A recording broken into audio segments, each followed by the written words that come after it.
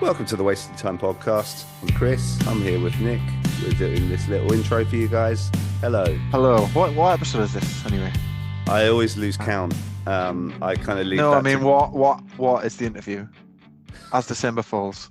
as December falls. Yes. Here we go. Yeah. Feels like a long time since we spoke to them, but they were very very nice people. They were lovely. Yeah. It's just, I mean, it was a little while ago, but we've just had so much happening since that it feels even longer ago than it was. As the listeners will hear shortly, they were a pleasure to interview. Very nice people. It was one we did, I guess, before all the madness of four chord. And we'll not reflect too much on four chord in this intro because our next episode is going to be the four chord special where we will discuss it in Oh, full. phone Yeah. code special. Yeah.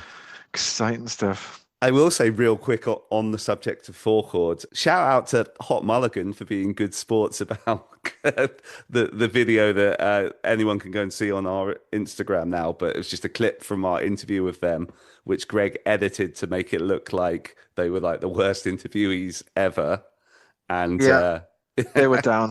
They were down. They but accepted the collabs across their Hop Mulligan account, across Jonah and Chris's account. exactly, Uh, yeah, Yeah, like fair play to them. I mean, it was a bit self-deprecating from our perspective as well. So it it wasn't was. just um, casting bad light on them. So yeah, fair play, Hot Mulligan for being good sports. And Yeah, that video's doing really well. It's done like 50,000 views or something, hasn't it? exactly. And like, yeah, to all the people Thanks in for that. the comments that are criticizing our interviewing technique as well, that's Yes, funny to see. full interview will be available as part of the four chord special where we do ask some actual proper interview questions and not just Yes, what's your favorite Blink song. exactly. Before we get into As December Falls, let's have a little catch up. What you've been listening to recently. I know you had that military gun record drop last week, so you and Greg were paying attention to that. So I guess there was that. Is there anything else outside of that? Military Gun, yeah, obviously. I love it. I think it's like strongest album yet. I'm surprised you don't like it. You're not getting a little bit more into it because it feels like a more hooky type, like bit Yeah, more mainstream type album versus kind of Life Under the Gun. I didn't say I didn't like it, but oh yeah, you're right. I wasn't very enthusiastic. I was like, oh, I don't get it. All right, I'll give it another listen because I just gave it one listen on the train home last week, which isn't a fair go, really, is it? No, it deserves another shot. And I like, yeah, like I said to you on WhatsApp, like if you can't get into this one, then I don't think you will get into them because I feel Okay. like it's more in your lane than anything previously. So, and Life Under the Gun was a great album, but for me it was like two big songs on that record, Mm. two or three big songs, whereas this is just a bit more consistent as a record and it's a bit hookier, a bit poppier, like just got a bit more about it. So yeah, what about you? There was the new Yellow Card album. Not really feeling that, to be honest. I don't know if you've listened to. Yeah, yeah, struggling with that a little bit. Yeah, it's just not really hitting the mark for me. It's fine, but how he can say it's like the best since Ocean Avenue. I think. Yeah, I'm not sure I'm feeling that. All Time Low had an album as well. Yeah, I was enjoying that more than the Yellow Card album. Newfound Glory put out a song not long ago. That's pretty good. And speaking of Newfound Glory, I saw them this past weekend at Brixton, which was really good actually. It was three bands we're very familiar with, Newfound Glory, and then Koyo, who we saw twice in Pittsburgh recently, and then Real Friends, who had on the podcast earlier this year as well. So it was a really good night. But Newfound Glory were just the sound was incredible and yeah, really, worked well at Brixton. Yeah, I think we've talked about it between ourselves, but like I just think Dan from 4 Year Strong just Yeah, it does. Really adds works. like really adds something to their sound. Like, and it is obviously it's his 4 Year Strong sound that he brings in at Newfound Glory, and he makes them sound like so much bigger. Like, Yeah, yeah, and same at Slam Dunk, and I remember Slam Dunk last year in Leeds, the main stage, the sound was so bad. Pretty much every band I saw on the main stage just didn't really pull it off. Even Neck Deep, who were on later on, the yeah. weather was bad. But Newfound Glory just found a way to like cut through all that, and they Yeah. sounded huge. You know what I mean? It was no different at Brixton because like Real Friends put on a good performance, but the sound sounded flat compared to Newfound Glory, you know. Yeah. And but yeah, no, a special mention to Koyo who were really good again, and we were impressed with them obviously in America, so it was great to see them doing their thing in front of the UK crowd. I think their energy brings in a lot of new fans, and they were doing it again at the weekend, definitely. Nice one. Hit the Lights new song. Have you heard that one yet? Tomorrow's gonna hurt. Yeah. Yeah, it's good. Yeah. I'm liking both of that, and obviously a bit earlier on they put out the "Get Your Ass to Mars," which I think, yeah, it's good. Songwriting's really good, and it's great to see them having new material. All right, should we get into this interview then? I think we should do that. Yeah. So as we said, this is As December Falls. It's Andy and Beth. We had a great time with them. Here it is. I'm Andy, I play guitar and that's December Falls. Yeah, and I'm Bethany and I sing. Thanks so much for giving us some of your time, guys. No problem. Yeah, where are you guys? Where are you guys at the moment? And we know you're kind of Nottingham band. Still a not. Still not. Still here. Yeah. Like Can't leave. ever. We're, Ever. we're tied here forever and ever now. So you kind of like both like born and raised Nottingham as well.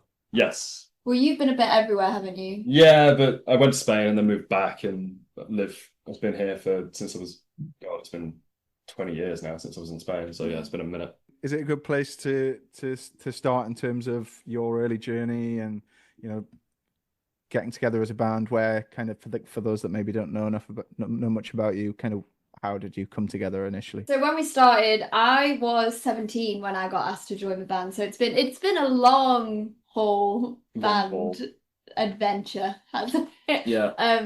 And then our guitarist, who was then our bassist at the time, Timmy put us all together. So he knew you from playing in bands when you were like 13, 14, I want to say. A little bit older. We were like 15, 16. Yeah, But yeah, okay. me and Timmy go way back. We used to play in terrible bands around the Nottingham music scene. So like we'd play many, many shows to just each other's bands and no one else in the audience. Yeah.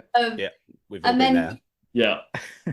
and then he came across me on Facebook, and I You've done was some covers. yeah, I'd done a cover at some really tiny festival where I think it was just a case of I was like, I want to sing somewhere, and it was the only place that would let me go and sing. Probably for good reason. Yeah, probably at that point. And I posted a video online, and he saw it, and then he asked me to come and audition for his band. Lo and behold, I made it in, and then we all got together, and then we very quickly wrote our first EP, didn't we? I was the last member to join, so Yeah.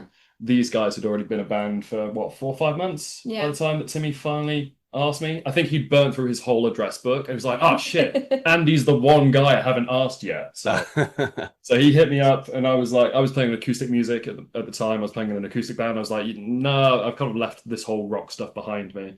But it was struggling and just looking for a session guitarist for to record the EP. I'll come in, I'll record the lead guitar. I won't charge or anything. I'll just do it for fun because they already had the studio booked in. And then And then you I just never left. Yeah. Yeah. You So, just- Andy, were you in like bands in the scene like prior to that? Because you just said like I wanted to leave this kind of rock thing behind. Yeah, so I was playing in an acoustic band with a couple of my friends, and like it was kind of like Mumford and Sons, kind of like acoustic. Very different. Very, very different. Yeah, slightly different vibe to Yeah, what it this was ended up very being. folksy kind of singer-songwriter kind of stuff. But Timmy knew me from back when I was like 15, 16. I just wanted to be Slash, and that really hasn't changed, to be honest. So that's how Timmy knew me as like a good lead guitar, or well, a passable lead guitarist. I guess. A passable lead guitarist. Yeah. No. So what would you say your kind of influences were kind of in those early days, the kind of upper teenage years? Like what was... Timmy was pure pop punk. So Yeah. Timmy was like Blink-182, Fall Out Boy, which is why I didn't want to join the band originally, because Oh, really? those bands, I love listening to them, but they're not known for their great guitar work, if you know what I mean. Right. Like, Yeah. I was like, oh, I don't really want to join a pop punk band, and then I'm going to be stuck doing octaves or power chords. Like, Yeah, I was just gonna say octaves and palm muting all the way, isn't it? exactly. Like, I am. My music taste is very much like for guitar work, very 80s, Aerosmith, Guns N' Roses, Motley Crue, that kind of shit, like, shredders and very cool, like blues licks. and then you were a bit all over the place. It was very all over the place. So I remember when I joined, I was very much on like the people who I listened to were the likes of like Christina Aguilera, but I knew I wanted to be in a rock band because I remember when I was like, I think I was 14 or 15 at the time, and my older sister made me a mixed CD where she put all of these like incredible like female artists on. So it was Evanescence, I think there was a Marmoset's track, there was loads of Paramore, and then it was all old school stuff. So there was lots of Joan Jett, The Runaways, Suzi Quatro, all that stuff. So it was very varied because I remember when I was learning to sing, I did turn more towards sort of the Christina Aguilera, Beyonce, and not because I wanted to be a pop singer, but just because their voices are insane. They're incredible. Yeah. The runs that they can do is Nuts. phenomenal. Chef's kiss. So I just knew that I didn't want to just be in a rock band. I wanted to be a good singer in a rock Got it. band. But yeah, but I couldn't stay away from the Suzi Quatro vibe, so got pulled in. Still very fun. Yeah. So the scene when you put out that EP, what was the scene like in Nottingham? Like, who were your peers that were kind of? I think at the time when we were starting, I do think Nottingham was quite good for small. And there was a lot more bands. venues at the time. Yeah. Unfortunately, we've been doing this 10 years now, and there are so many great places that, you know, we cut our teeth learning how to be a band, and they've all closed down now. Like, there's not a lot of venues in Nottingham anymore, which is sad. But yeah, the scene was depressing. a lot more thriving. Like Macmillan Fest was a charity festival that our good friend Chris put on every year, and like every year there were tons and tons of great Nottingham bands. It felt very much more. I feel like in Nottingham it was either you were in an indie band or you were in a metal band. There wasn't really much alternative or pop punk or like middle ground there. Like, but I feel like that's still the case in the whole UK scene. Like there aren't. I feel like most of the bands that we now consider like our contemporaries that we're doing like festivals with, we're going on tour with, there's not many in our lane. In our sound base. Like Rory, I'd say, is the closest. Yeah. But like, there's not many apart from Rory doing like what we do, like that kind of like emo alternative pop punk kind of thing. Like everyone's either like more indie or they're a lot heavier and like full on metal. Yeah. And has that always been the kind of mission? Like, is like the sound, has that sound kind of been what you were going for from day one, or has it evolved a little bit? I think we've massively evolved. Yeah. I think it's definitely changed over the years. Like at the beginning, like if you think of like our first album, like they were some of the first songs we've ever written, and obviously nobody's first songs are brilliant. They're just not. You have to learn and get used to it. Yeah. So like leading up to like our upcoming fourth album, you learn how to do it better, and you learn what you like, what you don't like. But I think with As December Falls, we've never tried to sound a certain way. We've just done what we've liked the whole time. I think it's just a case of as we've got further into the career, I've been a lot more sort of unapologetic, and I've stopped trying to write things that I think fit into a box that you would call As December Falls. And now I'm being much more experimental. I want to do different sounds. Like if I want to write a metal song, I will write a metal song. If I want to write the saddest thing you've ever heard, I'm going to write the saddest thing you've ever heard. I'm going to do whatever I feel like at that moment. And I think that has now became As December Falls, which is why we fit with like a pop bill. Like we could easily go out with like 5 Seconds of Summer and have all those poppy kids, but we also fit with like the heavier bands, as in the fact that we always get billed with like As Everything Unfolds, Late Malice. Well, you're at 2000 Trees this weekend, right? Which is, you know. We did Full Force last year with Ice Nine Kills headlining, and it was probably one of the best shows of last year. Like the crowd were fucking mental. And despite the fact that like, I think we were the only band on the whole bill that didn't scream. Like it was you know, and it's always risky because you get there and all day we were going, are people gonna hate us? We're gonna get like bottled on stage because we are nothing like all these other bands. Like I could like we've got our heavier elements, we've got breakdowns, we've got riffs, but I come out like a little pop princess, like, oh hi everyone, and they're like, what are you doing here? But actually they loved it. They went hard. We started that set with one security guard, and after song 1 we ended up with 7 on our stage because it was just surfer after surfer. There was a very like, you could clearly see it was just like this one poor security guard. He was like, oh, this is going to be a great like a chill set for me. I'm gonna have a little break just with like these little pop punk kids, and like you just saw him frantically on the radio in German, like I need fucking help, my dudes. And like out of nowhere, yeah, 6 more security guards trying to catch people as they're coming over the barrier. It was a great show. It was very good. Have you ever had that at a festival where, like you said, you were paranoid you're going to get bottled? Like in your history, have you ever had like that reception from a crowd? No, No. We've I never. wonder if that. I know, I'm not saying that you guys deserve that from any crowd or anyone deserves that, but I wonder if that's less of a thing, because I was just watching Simple Plan's documentary yesterday, and like, it was reminding me of in Warped Tour 2003, everyone used to bottle them. Like, I remember. Well, you got McFly doing Download this year, and they're just feel like people. Danger Boys played. Yeah, like I feel like the music scene in general has gotten nicer. I want to say at festivals, but right. I remember my chem first playing Download in back, what was it, like fucking 2004, 2005. I was just a kid at the time, but like everyone hated that fucking band at Download. Like they got everything thrown at them, and like now if they came back, they'd be fucking headlining and they would sell of course out. And it's like, it's really nice, and beyond that, like now seeing other bands grow up, it's very rare that I see like that same level of just people being nasty. Acceptance, I feel like people are now like, okay, like I'll moan about a band if I don't like the lineup of Download, I'll moan about it, but like I'm not going to fucking throw a bottle at them. Do you know what I mean? Yeah, exactly. Yeah. Which is great. It's nice to see people getting a bit more mature. I think it's because bands coming up now, they care more about it being a safe space for their fans. Yes. Yeah. And I think that's then reciprocated by the fan base towards bands as well. Yeah, I think there's just that acceptance of diversity among people now in music in general, isn't there? And it's good to see. And we were at Slam Dunk recently, and like that's become a much more diverse festival than it used to be when you're walking around, and all the people in the crowd, and there's kids and families there now, which wouldn't have been such a big thing for. Yeah, absolutely. But, not when it was. Go on, sorry. I was just saying you wouldn't have got that when it was at the uni. No, yeah. Obviously, we'll talk a little bit about trees this weekend, and just experience with that and Slam Dunk as well, I guess. But kind of going on your journey, when did you kind of start to really feel things start to build momentum and pick up for you? Was there any defining moments? Like what was that trajectory like in terms of where you are now? We were discussing this the other day, and I feel like for me, I don't think I've quite clicked yet that we're doing things, we're getting to places.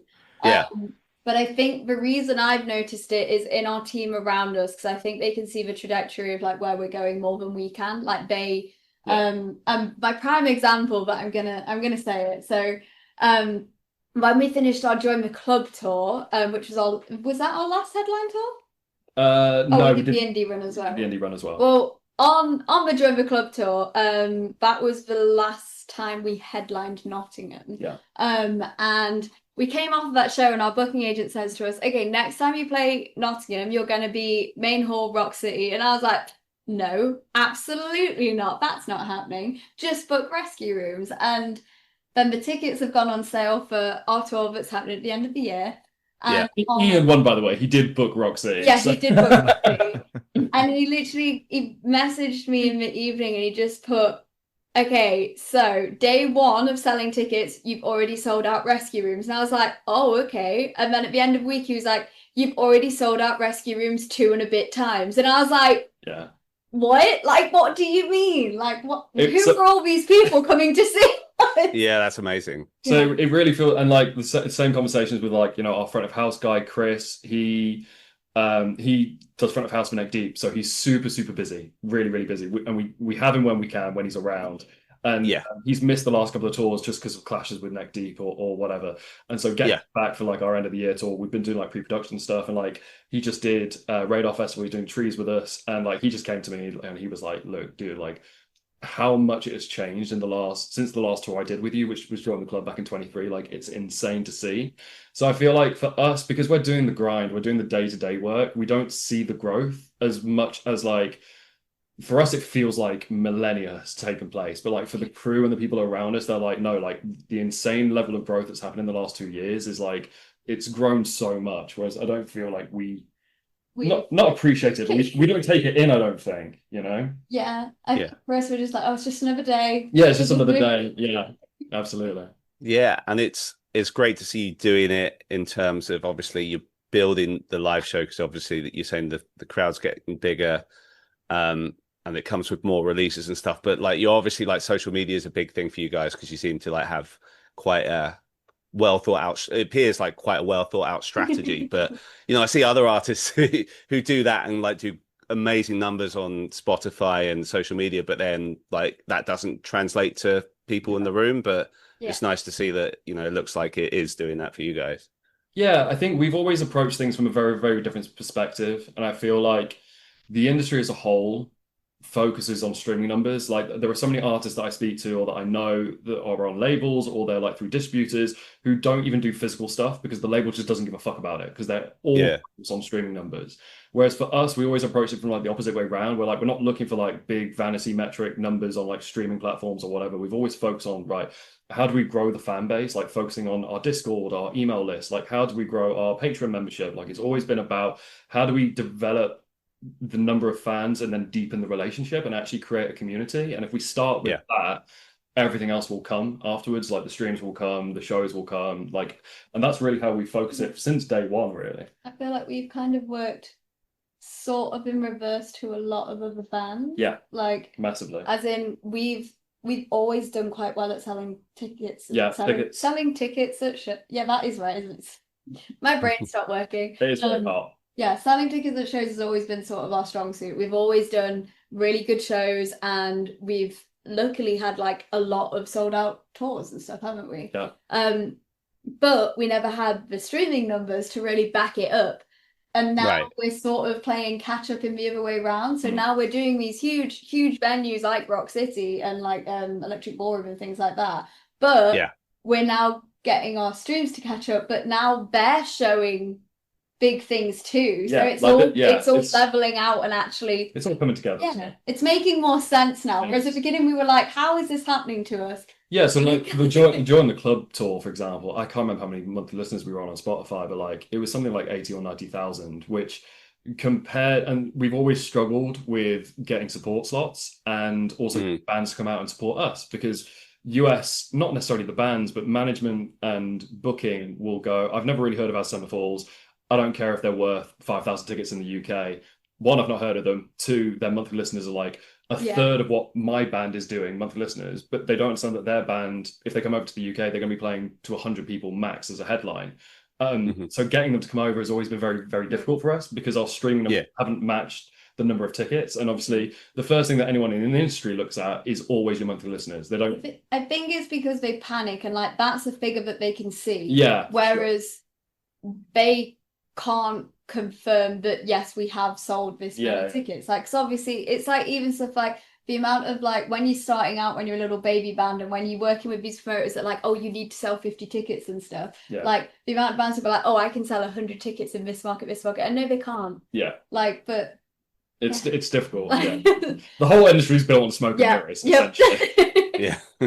And I guess is the independent plan the long-term plan as well, or like, I mean, have you had much label interest? Would you listen to any label interest? Like, what's your views? I think we've had 8 or 9 offers so far, and we've got one that we're waiting on, and just none of them so far have made any sense. Like, if the right label came along and the right offer was presented to us, then maybe we'd consider it. I think this is the thing, because we've always been independent, and because we do have a lot of views on that. We do believe that for us, being independent works, but that doesn't work for everyone because it takes so much more work. But we always come across as very like anti-label, and we're not anti-label. We just haven't had the right deal come across to us personally. Because we've been doing it ourselves for so long, it's kind of like the stuff that they offer, it just doesn't make sense for us anymore. Whereas when we were a baby band, maybe that would have worked. I think like no shade at labels, but they're very used to like swooping in, baby band, exploiting them, offering them a fucking terrible offer because they've got no other option. Whereas, we've done it ourselves, we've built up to the 4th album now, we own the masters. It's like in the long term, we probably will get more from that than most bands on a label with an 80-20 split or a 50-50 split after Recoup. So it's just if it happens, it happens. We'll never say never, but like so far, we've been doing fine on our own, and long may it continue. Is it? I mean, is it good segue into the upcoming release you've got later this year. I don't know if you want to tell us a little bit, Chris. And at this point, we've got I can't remember if it was 4 or 5 songs that we've had from it. 6 singles now. 6? Is it 6? Yeah, sorry. We don't fuck about. There's a lot. Yeah. Yeah, that's one thing about this album. I think it's our longest album we've done. I think the first album was 14 tracks as well. Oh, was it? Okay. Yeah. Well, it's 14 tracks, but like there's still half the album that people have not heard. Yeah, it's more than. Yeah. And I guess what can people expect from the unreleased stuff? I think there's a big mix, isn't there? Like it's a mixed bag. I think with this album specifically, like you said, we weren't ever trying to fit into a box at all. So like it's the most varied sonically record we've done. Like stuff to come, like there's a pop track, there's a couple of piano, a really slow, sad song. There's the one where we got the comment Miley Cyrus do this. Yeah. Yeah, like it's yeah, it's so very. I'm no good alone. We basically we took it to Beth and I wrote that track at home, and when we demoed it, we took it to our producer and Timmy, and their first thoughts were like, "This sounds like this epic 80s classic rock ballad." Yeah. And we were like, Nice. "Oh, okay." We're like, don't know if it's gonna fit or not, but we made it work. We made it work, and it was fun. I think they had to do some tweaks to make it feel a bit more modern. A bit more modern. Yeah, absolutely. So yeah, the whole record's very varied. No, so what producers that Alex Kopp? Yes.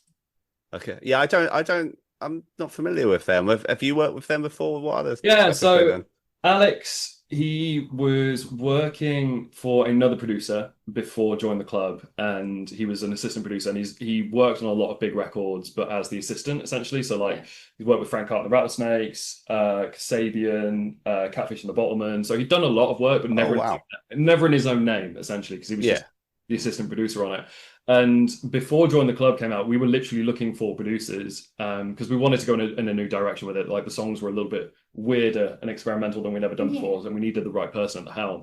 And he literally just dropped me an Instagram DM, and I was so close to ignoring it because I get so many Instagram DMs from like random people I've never heard of, like pitching services or whatever. And he just messaged us saying, "Hey, I love the stuff you've already done. If you've got any demos, I would love to do a free mix and pre-production on the demo to show you what I could do. And then if you vibe it, we could make a song together." And we sent him Mayday, which was one of the big songs off Join the Club. And when we got the track back, the demo, it was just amazing. It sounded so much better than we had done ourselves as our demo recording. So we did Join the Club with Alex, and we were still very poor at the time. It was very DIY. We recorded most of the album downstairs in this house. Yeah. We did drums in the studio. Everything else was downstairs. And Alex basically slept on our couch for a month, which was great.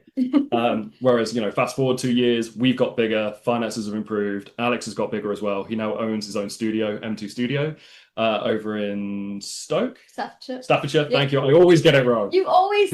I always say Stoke. I know. So he owns his own studio, M2 Studios. And so this time we actually got to spend a decent amount of time recording a proper album. We got time to be nitpicky with it. We did. Yeah. We did. That's always good. It's good to have that luxury. And the album's Everything's on Fire, But I'm Fine. And I'm just thinking we're recording this a month before the album, but in terms of our schedule, this episode will be out probably just after the album's dropped. So if you're listening to this, you can go and listen to the record now. Sick. Love that. What? Yeah, do it. And I guess just off the back of that, you're following up with a pretty meaty European and UK tour, right? There's a fair few dates when I had to scroll a bit to get to the bottom of the list. So I think we're doing 20 or 21 shows, October through November, across Europe and the UK, which I'm very excited about. And the album drops 15th of August, which will have already happened by the time that this podcast is out. Yeah. Hopefully we'll be in a chart battle, so please go buy a CD. Yeah, exactly. Help the record go to number one. I see you've got Red Hook on all dates of that tour. That's the Aussie band, right? Aussie band, yeah. We love the Red Hook guys so much. They are absolute angels, and they're so good and so fun live. So so we've got Red Hook on the whole entire tour, and then we are also being joined by the Horror for the UK dates. Equally as exciting because they bring so much energy as well to the stage. Both of them are like great bands. So psyched to have them both with us. We with Red Hook, they were on before us at Download Festival back in 22 or 23. 23. So they were playing whilst we were setting up. The set was amazing, and then they opened up show for one of the Skindred dates that we did. down in Portsmouth, I think it was last year. And so we got to reconnect with those guys. We did the show. I think you went out and did a song with Red Hook, which was great. And then we were back in Australia. Well, not back. We went to Australia for a few of our headline shows back in February. And we saw the Red Hook guys because, they're dotted around the country. I think Emmy saw us in Melbourne, yeah, and then Ned saw us in Sydney. Yeah. It's all a massive blur. And then they came over back in March for their headline tour, and again you did a song with them at Nottingham. You can't stop me from going on the stage, apparently. You'll always find a way to sing. Yeah. So we love those guys a lot. Very excited to be sharing a tour bus with them. It's gonna be good. Definitely, like we've been very, very fortunate. Every single band we've ever supported have been amazing. But there's different vibes to every show. Do you know what I mean? It's like Ball in Pursuit was incredible. Ball in Pursuit, but it wasn't from a sense of as in with Rory and Rich, you kind of just felt very safe and wholesome, and you felt looked after. Whereas with Ball in Pursuit, it's come on, let's get drunk, we're having fun. Yeah, everything was chaos. Yeah, absolutely. Those boys know how to party. Absolutely. Outside of looking forward to seeing people at festivals and stuff, what are you both listening to at the minute? What's kind of on your Spotify repeats at the minute? I feel like I'm the wild card here because my music has been very varied at the minute. Unfortunately, varied is good. Well, Beth what's the Demon Hunters? Demon Hunters. And so on our way to Radar, we listened to BTS non-stop, and I'm now unfortunately obsessed with their song. I think it's Butter. Yes, it is. But it's literally in my most recent added songs to my Spotify list. So this to you. Now, it was you and Nathan. Now a K-pop fan. I'm now a K-pop fan. Didn't think that would happen, but here we are.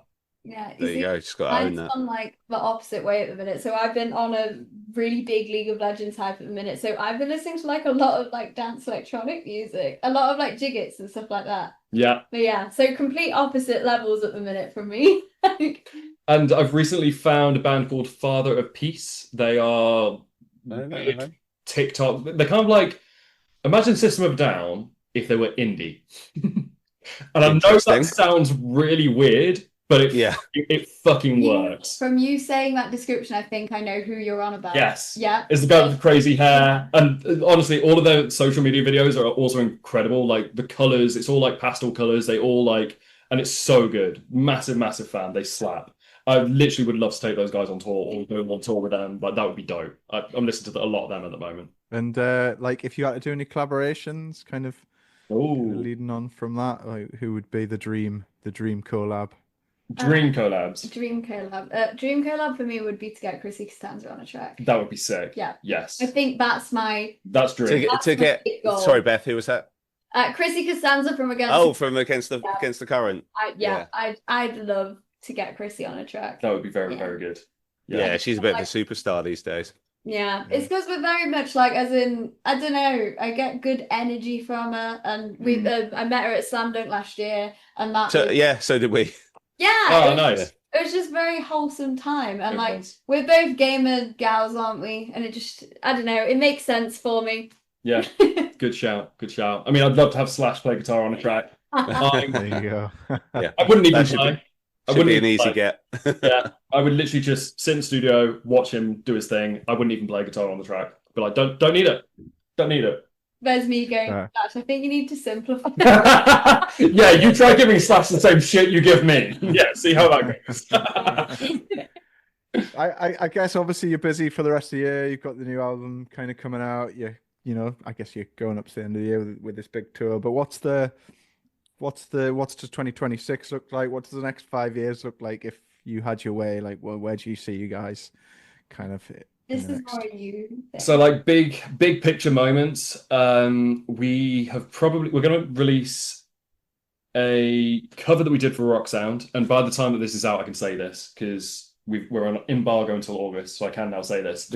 Can we say? Yeah. Okay. The cover we did a 21 Pilots cover of Message Man. Okay. That came out as part of the whole 10-year anniversary for Blurry Face, and 21 Pilots fans, savage. They are brutally honest. But we were very fortunate that all of the feedback we've had from that fan base so far has been very positive. Yeah. Otherwise, I Okay. probably wouldn't release it. We were so scared. Oh, yeah. Because when Roxanne posted it, they would get, but well, not Roxanne, but like there was so much hate, like, how can they be butchering these songs like this? I know. But luckily, they were saying that, but then saying, but Message Man sounds like it slaps. And I was like, oh my God, thank God. Yeah, literally, like, we do not want the smoke from that fan base. But I think, yeah, so that'll be coming out in October. Then we've got the big tour. I think we'll be releasing new music probably from January next year, to be honest. Like, we're not going to stop. It's going to just keep going. Got a couple of features. Couple of features in the work. Features on the way. Yeah. Nice. More touring next year. I'd love to get back to Australia. We'd love to do the US for the first time. We're working as hard as we can to get visas sorted and all of that jazz because it's expensive and difficult.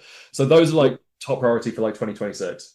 Nice. Do you know what your kind of numbers are like? The listening numbers in the US are like? It's our biggest streaming market, which is really weird because we've never played a show out there. We've never done much press out there. It's just naturally. Yeah. So it's huge. It is massive. It may be double, but is it like 10 people here, 20 people there, 100 people in this one bit? Like it's. Yeah, for sure.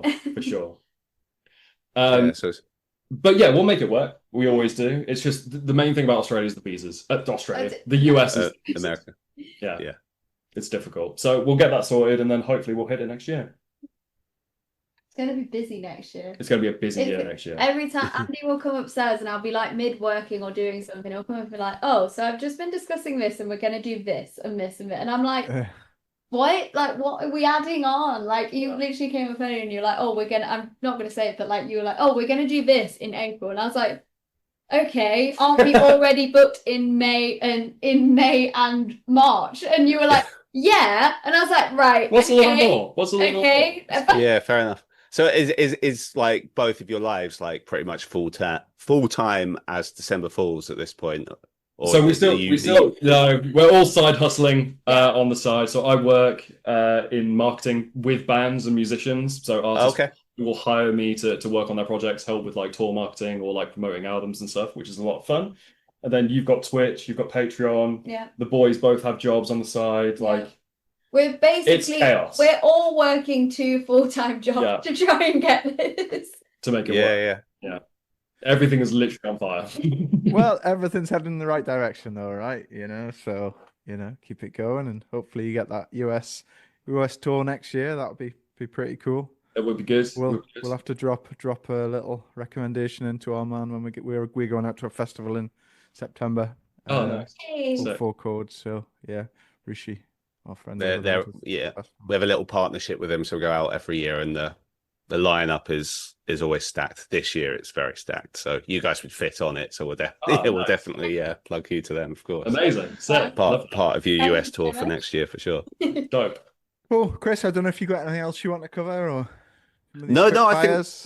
Yeah, maybe we could do some of these quick fires and then maybe wrap this up. Yeah, I mean we've got quite a few down here, Nick. Should we just kind of pick like 3 each or something at random and just see how that works out and cut it out if it's a disaster? Sounds good. Okay, first gig you ever played as a band? Was at the Bodegas supporting the Ratels. Yeah. Very good. We can agree on that. Nice. There we go. Who'd you say was supporting? Sorry, The Ratels. I don't think they're together anymore. I think they had a rebrand as St. Petersburg, then they didn't do anything again. Yeah. They were like an indie band from Sheffield. It was a very strange lineup, but we wanted his show. So yeah, it's how it always goes in those early days, isn't it? Beth McCarthy opened on acoustic guitar as a singer-songwriter, and she's now like doing her massive pop thing. So like yeah. That's random. Yeah. Dogs or cats? Cats. Both. Wow. Straight to cats. Yeah. It's because we've got 2 cats. We have 2 cats. I do love dogs so much, but I think it's because my child is a cat. So yeah, that's fair. That's fair. Most underrated as December Fools song. Oh.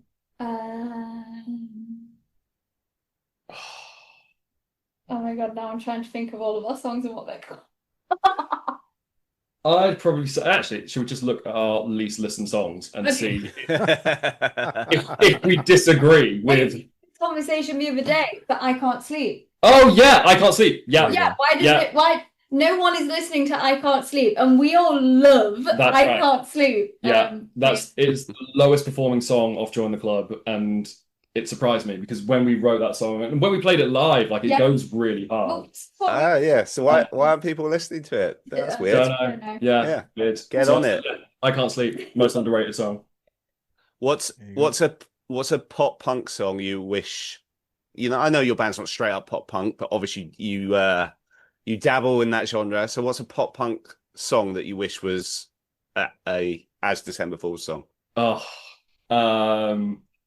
I would like to claim MCR. Oh no! I want to claim the new Charlotte Sands song. Oh yeah, fine. What's that? That Hush. Yeah. Hush is a banger. I'm gonna go with that, or I don't know if we're classing this as pop punk, or I'm gonna go with 5 Seconds of Summer, Youngblood. Oh, Youngblood is a banger. Yeah. I'd call that more of a pop punk song than the Charlotte Sands one, personally, but it's all in the genre, to be fair, so I'll accept both answers. I'm going to say Thank You for the Venom, I think. Really? Yeah, I really... All of the... I'm Not Okay, or any of the I think guitar-wise, for me, I wish I'd written that track. Like, it goes hard. Yeah. I like Cemetery Drive. Cemetery Drive is good as well. Yeah. This is supposed to be quick fire. It's not really working. Sorry. Let's do one more each, Nick. Cool. We can never agree. Favorite tour rider item? What's on your tour rider? Honey. White Claws. Nice. Chris loves a White Claw. I do love a White Claw. Love a White Claw. So Beth put them on the rider. I didn't care for them, and now I'm obsessed. I will always drink the White Claws before I drink the beers. Yeah. It's because when I finished a show, I'm like, I just want one White Claw, and then he's drank all of them by the time I come off stage. Okay. What's your go? This isn't my final quick fire question, by the way. This is an aside. What's your go-to flavor? It's the raspberry. White Claw, both of you. Yeah, raspberry. Raspberry, okay, yeah, fair. I feel like he doesn't approve. There's no right answer. I would have gone for lemon lime flavor, but I don't mind them, but you don't like them, do you? I prefer raspberry, black cherry. No, raspberry, mango, black cherry. Mango above black cherry. Yeah, I do like the mango. Lime is at the bottom for me. I'm sorry. Oh, interesting. See, mango's at the bottom for me. I think that's a waste of time. White Claw did hit us up actually about potentially doing something around the tour, so who knows? Really? Yeah, they did. I think it's because there was loads of pictures of me. We did a load of yeah. We just and we put a silly thing. We did a silly post. Like, White Claw hit us up, and then they did. They did. Okay, So that's how you get sponsorships in 2025. Just post a silly post and tag a brand. That's how you do it. All right, final question from me, and then we'll wrap this up because Nick, I know you've got a hard out at 1:45, which it almost is. Favorite album of all time from each of you? Appetite Destruction. Oh, that was easy. Yeah, easy. Okay, Breaches to Sweden. Also either. Micah. There we go. And on that note, I just want to thank you guys again. It was a pleasure to do this. Thanks so much. Thanks so much, guys. Good luck with the record as well.